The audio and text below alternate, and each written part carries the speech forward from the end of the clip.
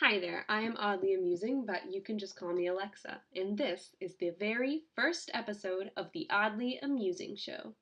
What is the Oddly Amusing Show? Well, thank you for asking, kind sir. The Oddly Amusing Show is a super fun podcast hosted by me, Alexa, where I discuss movies and recent pop culture things, occasionally a book whenever I get around to finishing one, and then more movies. I really love movies, so that'll probably be the core of all of my topics, but I promise to sprinkle in some cool pop culture news as well. So, uh, since this is my first kind of just talking to you guys sort of video, I want to give you also some information about what to expect from my channel in general. So my plan is to post 3 days a week, Monday, Wednesday, Friday.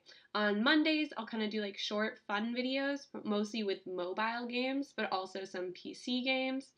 Um, and then on Fridays, I want to post Pokemon playthroughs. I'm going to be starting with Pokemon Yellow this Friday. I'm super excited about that. I absolutely adore Pokemon and I grew up with it, etc., etc. Normal 20-year-old. But yeah, it should be loads of fun. And then, wait, Alexa, you skipped Wednesdays. Well, Wednesdays are going to be the Oddly Amusing Show. So if you enjoy this, feel free to come back next Wednesday. Hopefully, they'll get better each week as I get more used to this sort of talking to myself in a room format. But yeah, I'm pretty excited about it. And I hope you are too. Let's hope I don't talk too fast. I will hopefully get more natural in the mic as I do this more and more, and he'll have less uhs and ums and sniffly doos. The sniffles are from allergies. I'm dying. There's still so much pollen. How is there still so much pollen? Why isn't it gone yet? But it's alright. I'll live. So let's get on to today's episode of the Oddly Amusing Show. Hi everyone. So, this is still the same recording. Um, this past weekend I saw the new Godzilla King of Monsters movies, and it was very dope. I loved it a lot. The CGI in it, I could honestly go on and on and on about. I had never seen the original, or not the original, the 2014 Godzilla movie or Kong Skull Island, but one of my friends was just absolutely obsessed with it. Godzilla is his second favorite superhero, so yeah, he loves them. So he was like, "You're an idiot. Why haven't you watched them?" And so I watched Godzilla and Kong Skull Island in the week leading up to seeing Godzilla, the King of Monsters, and I absolutely love both movies. I thought the original Godzilla, while I see their point that there's not enough Godzilla, because I mean Godzilla's super cool and I definitely want to see more of him. I also think that it was just the right amount of Godzilla. Like, part of me was like, if they, because every time Godzilla came on that screen, I was like, oh, shoot, stuff's about to go down. But then, so that's why I felt like it was okay that they didn't really show him a lot, because then when they did, it was so impactful. I was like, oh crap, what's gonna happen? Um, but yeah, I thought it was a really well done movie. The shots are beautiful. That one cloud shot, oh, you know what I'm talking about. Oh my god, I'm picturing it in my head. I want that to be painted on my wall. It is beautiful and amazing. Kong Skull Island, I did not like quite as much. I thought it was a very good movie. There are a few things I didn't like. Wasn't a huge fan of a particular person's acting. Um, how are you gonna play a film photographer and not know how to use a film camera? I don't know. I'm not gonna name names of which character I thought was weak or anything, but yeah. Besides that, I really enjoyed the film overall. I thought that that it got its message across. It had some nice little tributes to the original Kong while still being its own thing. Definitely could have been better, but what movie can't? I don't think there's a single movie out there that is perfect. And if there was, I would quit being a filmmaker right this moment.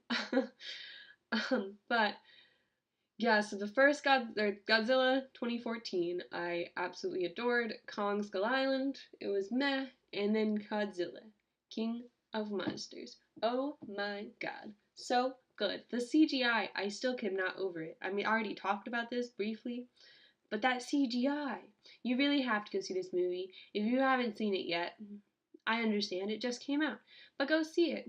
Maybe on Tuesday go see it. It's cheaper, people go see movies on Tuesdays because it's cheaper. I do.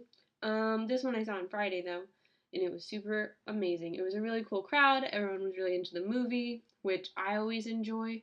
And there's definitely pros to being alone in a theater, but when you have a theater that's super into it, it just adds. Like everyone in the whole crowd is like, yeah, it's like a monster moment. It's like it just makes you feel that, yeah, more. But if you prefer to see it on your own, go during the week. Definitely would recommend, or even wait a couple weeks while it's still really popular. But yeah, it was really great. The stories were awesome. The human characters definitely were a bit underdeveloped. I was only sad about one death. Uh, I don't really want to go into spoilers. You'll know what I'm talking about if you watch it. I think it's the only one that's impactful. It's underwater. There you go. That doesn't spoil anything until it happens. So that's the only one they finished about. But the monsters, I cared so much about the monsters. When they were fighting, I was like, Godzilla, no! Because of course, him and King Ghidorah have a giant fight, which is super epic. Oh my god, it is so cool. And during their fight the whole time I was like, no, Godzilla, no. And then Mothra was helping him out because Mothra and Godzilla are the king and queen of monsters, which is just so cool. And Mothra is the most beautiful thing in existence. Oh my god, speaking of something I want painted on my wall, plop that bad boy on there too. Put her in the scene with the in the clouds from Godzilla 2014. That's my wall mural. I want it. Anyone can make that. I'll pay you like a solid $10. I got loads of money.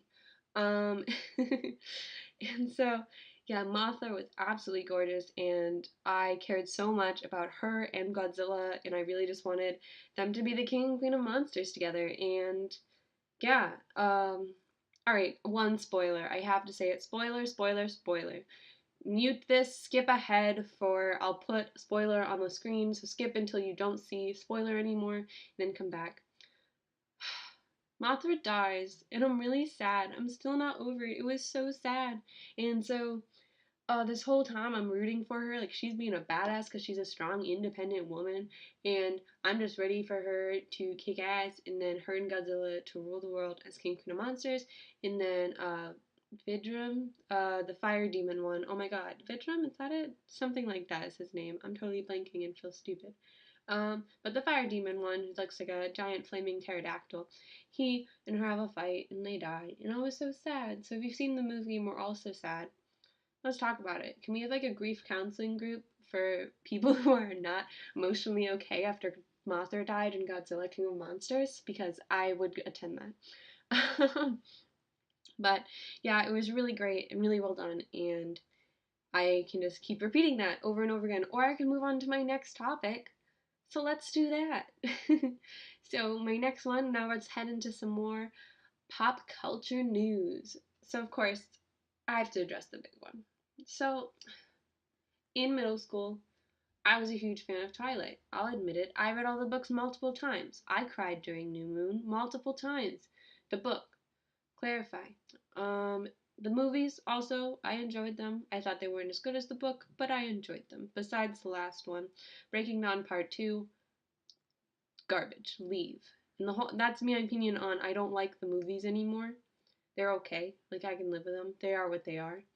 I was once a huge fan, so you get a little bit of nostalgia from that, but I'm a filmmaker. I can recognize whether a movie's good or bad and still like it or dislike it. But Breaking Down Part 2. This isn't about Twilight, though. This is about Robert Pattinson and the fact that he's going to be playing Batman. Whenever I first heard this news, I was as disgusted and appalled as I think everyone was. I'm very excited to see his new movies that are coming out. Like he was in that High Life movie and another movie that I'm forgetting the name of. But apparently he does a really, really great job in those, and that's why he started to be considered for this role. I am happy that they picked him over Nicholas Hoult. While I do love Nicholas Hoult and he did a great job as Beast in X-Men and in Warm Bodies, which I really loved that movie. I haven't seen it in a while, so I can't remember if it's actually good or if I just loved it, but I really loved it. And he was also great in Mad Max, and Nicholas Holt's just a very talented actor. But he's not Batman. Come on, he's not Batman. I'm sorry, but he's just not. And so Robert Pattinson, still, I heard there was a debate between the two, and I was like, okay, well, of course, Robert Pattinson over Nicholas Hoult for Batman. But still, Robert Pattinson? Why? And then I saw like some fan art someone did for it, and I was like, alright, he got the Batman jawline. I can see it, I can see it. And the more I think about it, the more excited I am to see his version of Batman. He's really become a very well respected actor. He's extremely talented. I love the movie Remember Me that he starred in. I will cry every time I watch that movie. If you've never seen it, I would recommend, but like, if you're emotionally unstable that day, do not watch it. Be emotionally stable. It'll make you emotionally unstable. But I don't know what it'd do if you're already unstable that day. It's really great. And then definitely show it to your friends and tell them it has a happy ending. I mean, hi everyone, remember me? That has a super happy ending. Watch it and expect a happy ending. You definitely will not be surprised or disappointed, I promise. But back to Robert Pattinson as Batman. So, one of my all-time favorite movies is The Dark Knight Rises, directed by Christopher Nolan, where Christian Bale plays Batman, and it's super cool and dope. So Christian Bale's kind of my favorite Batman right now, in my life, because he's just the one I kind of more grew up with. But I thought Ben Affleck did a good job. Unpopular opinion, I did not hate Batman vs Superman. Yeah, it was stupid in some plot points, but it's a comic book, guys. I'm sorry, plot points aren't really the most important thing whenever it comes to comic books. They kind of expect you to just stretch your belief a little and accept it, which, if you do, I think that it's a really great film. It's shot well. It's fun. A lot of people think that Batman's too dark in it, but I disagree because this is post Joker killing Robin Batman, where he does kill and he is a lot just more dark and raw and just not as happy and not as much of a good guy Batman. I mean, he's never happy, that's a strong word. But he's not like the good guy vigilante. He's dark and broken now. And that is the Batman that we saw in the DCU that they began and have now dropped and left behind. but and I think Ben Affleck did a really good for that job for that Batman. It's just that that's not the Batman that people wanted when paired with these happy and super upbeat Marvel. It just wasn't what people want from a superhero movie these days, which is what it is. I think it's truly amazing, and people look back and begin to love it more as Marvel moves on, though it seems like they're going to last forever, even though Endgame already happened, and that was so much, but I'm not even going to start talking about that, because then I will get so off topic, and I'm already so off topic. So Robert Pattinson is Batman. um, he, I think he's going to do a great job. I think he's going to bring a lot to this role, and I think he'll create his own Batman, and I'm really excited to see who Robert Pattinson's Batman is, and yeah, that's kind of it. Wow, I'm really tired right now. What a great transition into my next topic, Pokemon. So as you may have heard, recently Pokemon had a conference where they announced a few new games. So of course they're going to be having a new Detective Pikachu, which will come out on Switch. They say the ending will be different from the movie. What I think is going to happen is that the dad will be stuck in Pikachu still. Oh, spoilers if you haven't seen Detective Pikachu. I'll add a little spoiler warning on the screen. So, well, Detective Pikachu, they said the ending's gonna be different. That the dad is going to. I don't think that the dad's gonna be able to split from Pikachu. I think he's gonna have to stay in him, and then they can create more games. That's my guess. But I'm very excited for it to come out. Hopefully, I'll get a chance to play it. We'll see. But they also announced two other games. One is Pokemon Home, where it's going to be some sort of space to store all of your Pokemon from like any game. I don't know if it's just from Switch and Go, or if it's, I believe it also is going to be from 3DSs and other gaming systems, which is wild. I have a Nintendo 2DS, and that is what I normally play Pokemon on now. I had like a Game Boy Advance as a kid, which is where I played my first one. Pokemon Sapphire all the way. Gotta get that Mudkip. Um, but yeah, so I'm like, oh, these are two very normal games. A place to store all your Pokemon. That sounds great. Oh, Detective Pikachu, enjoyable film. I'll play that game. And then, and then there's Pokemon Sleep. And and then there's Pokemon Sleep, and I just can't. The Pokemon Go plus plus, so it's the word plus written out, just like the one you have, and then the plus symbol. So what comes after it is the official title, I believe, from what I saw. And it is a thing that you put. It's just like a Fitbit, from what I can tell. It's very similar to the Pokemon Go Plus, which currently is available for Pokemon Go, where you can like click on the button and catch Pokemon and spin Pokestops without pulling your phone out of your pocket. My boyfriend has one and he uses it, and it's really, it works very well. And so the Pokemon Go Plus Plus can be like that, but it'll be like a Fitbit and it'll check your sleeping. Like, because now Fitbits, they can track your sleeping. My mom does it, and every morning she like checks and it tells you how long you've been in light sleep, when you hit deep sleep, etc., etc.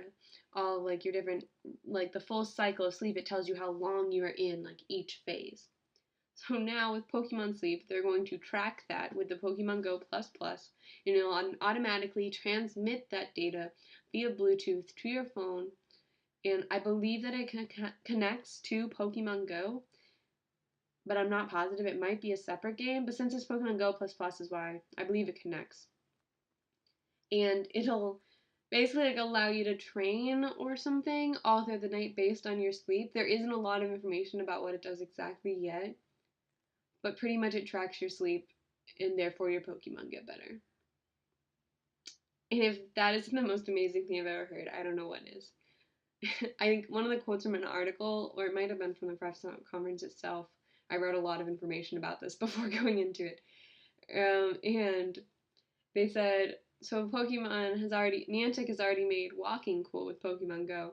Now they're gonna make sleeping cool.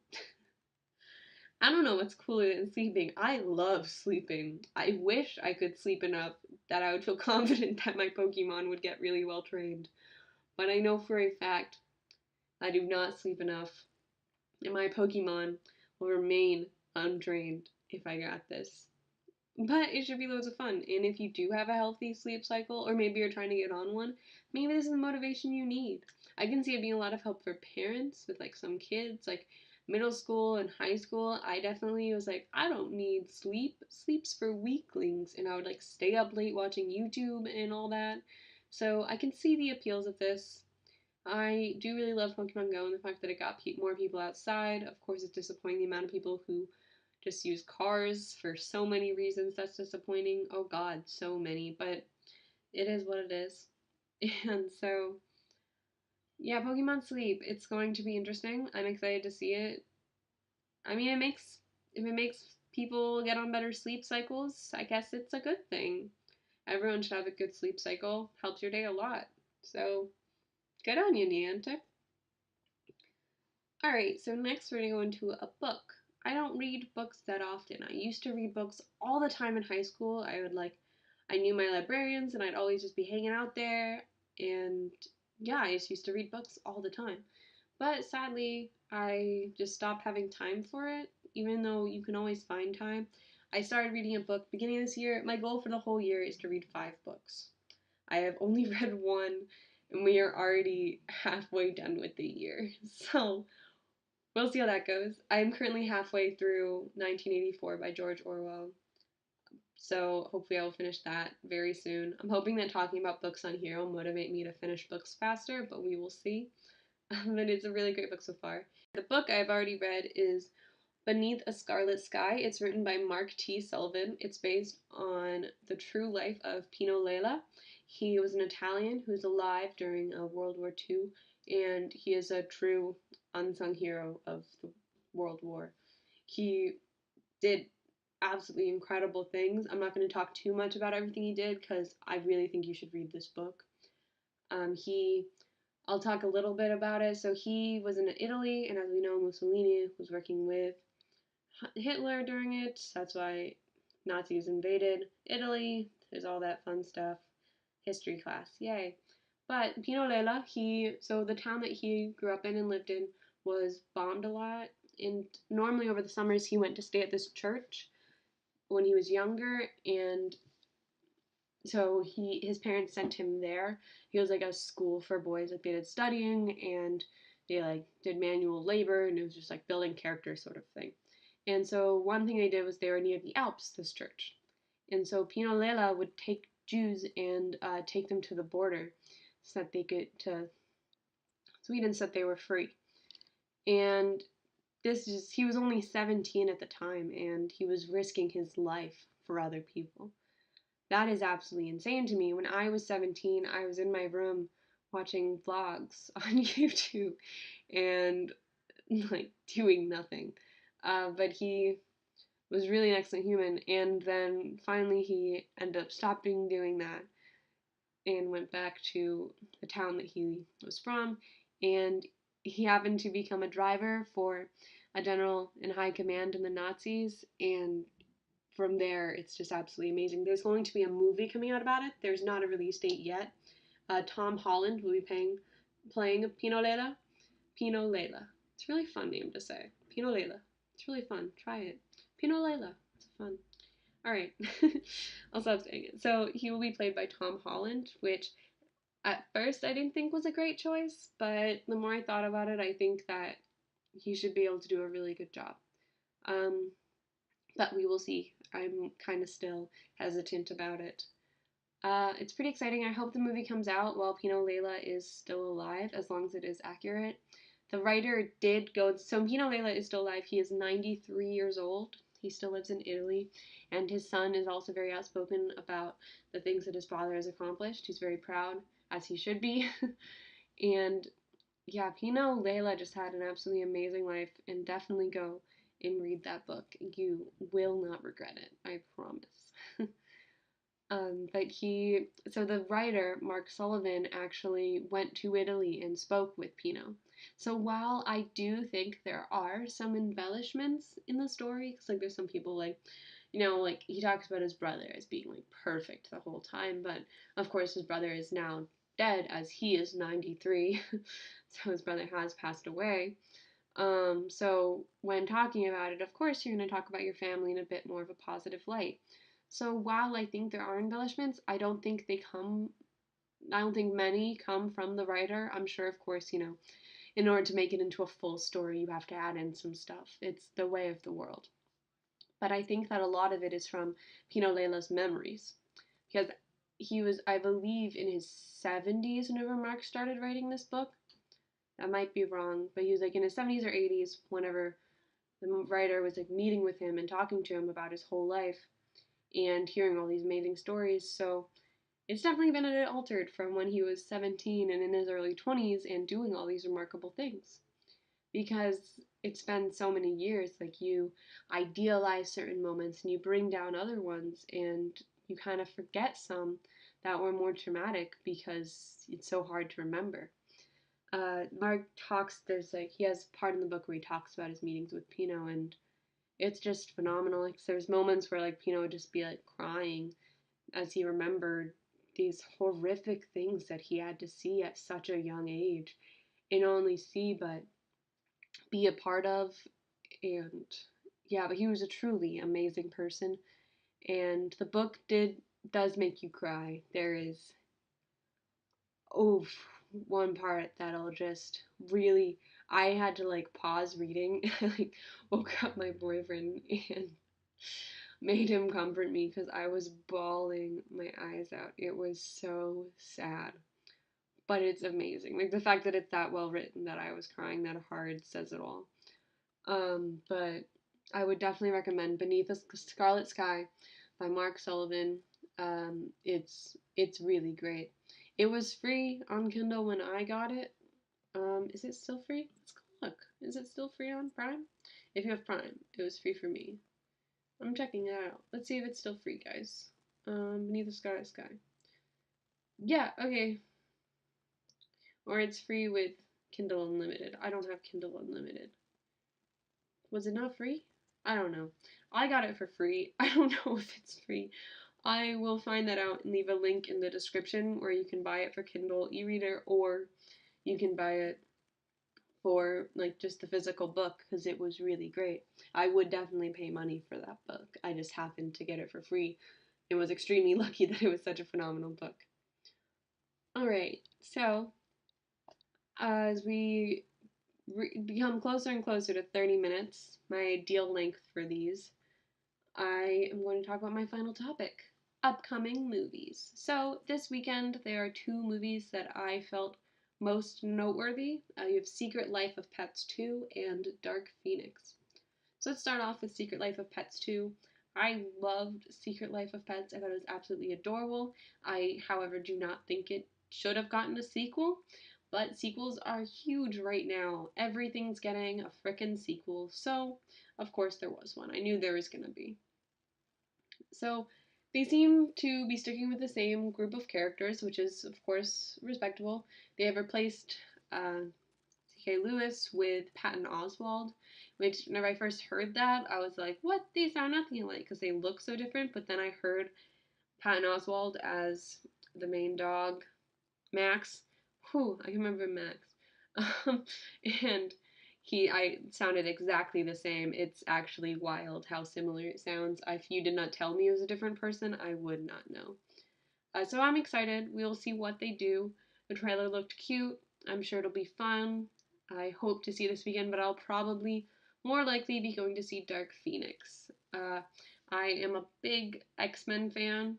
Overall, of course, it's had its moments, but the films in general, I'm a huge fan of them. Logan was just, they're absolutely phenomenal, and so it's a great way to end off many people's favorite characters, and yeah, Hugh Jackman as Wolverine was absolutely epic, and I will always remember it. I think X-Men Origins, Wolverine, and also First Class are probably my most watched X-Men movies. I absolutely loved them.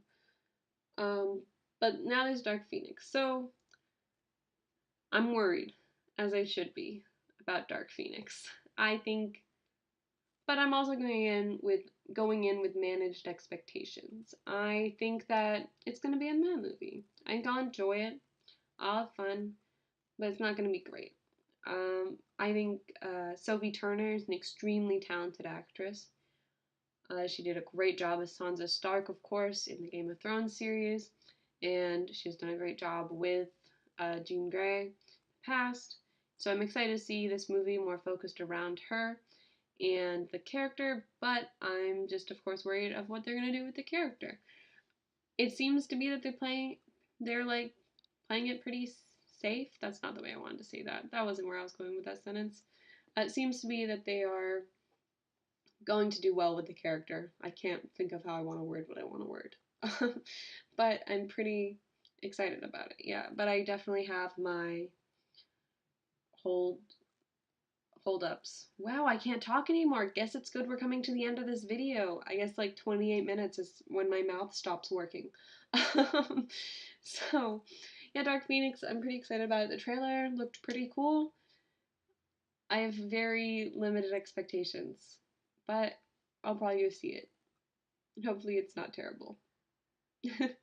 Alright, so that has been it for a bit of a round off. Godzilla, absolutely epic. Go see it if you haven't yet. Robert Pattinson, I think he'll be a really good Batman. Hopefully, I don't eat my words.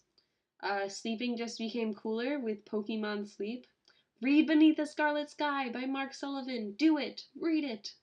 Do it. You won't regret it. It's really awesome. And let's see how these movies are this weekend. Maybe just go see Godzilla if you haven't yet. Or again. You could just go see Godzilla again. That's always an option. Yeah. Alright. Well, thank you so much for listening to the very first episode of The Oddly Amusing Show. So, hopefully I will have an episode every week, and hopefully they will get better as they go. I'm sure this had a lot of ums and moments of pause. Sorry about that. I promise to do my best to get better. And yeah, thank you so much for listening. I hope that you have a wonderful day. Bye.